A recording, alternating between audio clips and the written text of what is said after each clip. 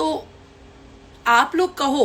कोई दिक्कत नहीं है, सब करो भाई, आप लोगों का सबका काम है, सबको पैसे कमाने हैं, सबका अपना अपना है, रोजी रोटी है। पर ये ध्यान रखिए कि आप अपने काम से किसी और को डिफेम नहीं करें, दूसरे की किसी की इंसल्ट ना हो, वो ध्यान देना बहुत ज़रूरी होता है,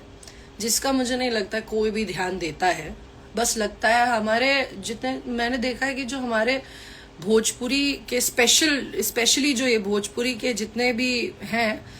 लड़के, जो मतलब जो भोजपुरी की ऑडियंस है, वो स्पेशली लड़के, वो बहुत ही मतलब पता नहीं रिस्पेक्ट देना नहीं जानते हैं, कि पता नहीं ऐसा क्या दिखा रहे होते हैं कि क्या मतलब आप अपने बातों से आप क्या दिखाते हो, आपको पता है कि आपके घर में आपको प्रॉपर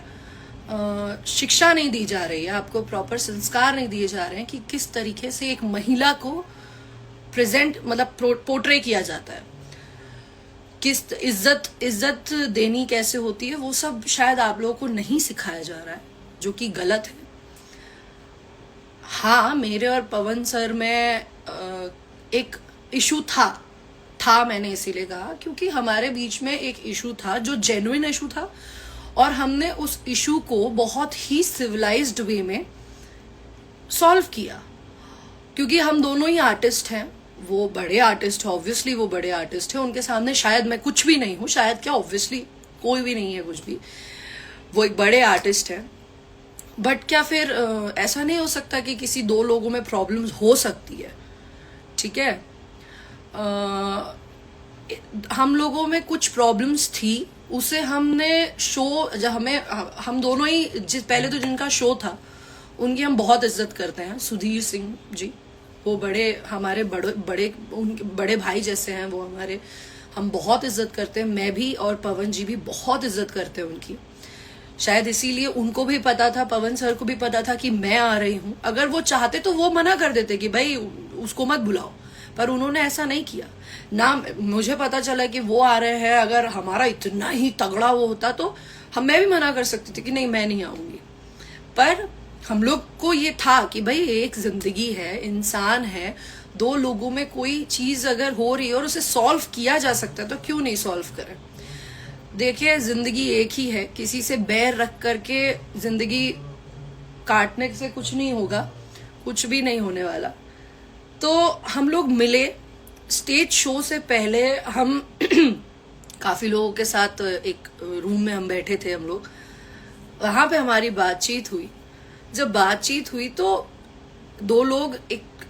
मच्योरली, कहते हैं ना मच्योरली, एक दिमाग से दो बड़े लोग हैं, समझदार लोग, बातें करे, बात करके प्रॉब्लम सॉल्व हो गई। प्रॉब्लम सॉल्व हुई, इसके लिए बहुत मैं खुश थी, मैं भी बहुत खुश थी, सर भी बहुत खुश थे। हम लोग स्टेज शो पे आए, हम लोग ने स्टेज शो किया, बहुत अच्छे से स्टेज शो हुआ। लेकिन कुछ हमारे जो बड़े प्यारे प्यारे भाई, सॉरी भाई तो नहीं, पर कुछ लोग बड़े बड़े अच्छे हैं यूट्यूबर्स, जो अपने आप को सो कॉल्ड मीडिया बोलते हैं। तो बेटा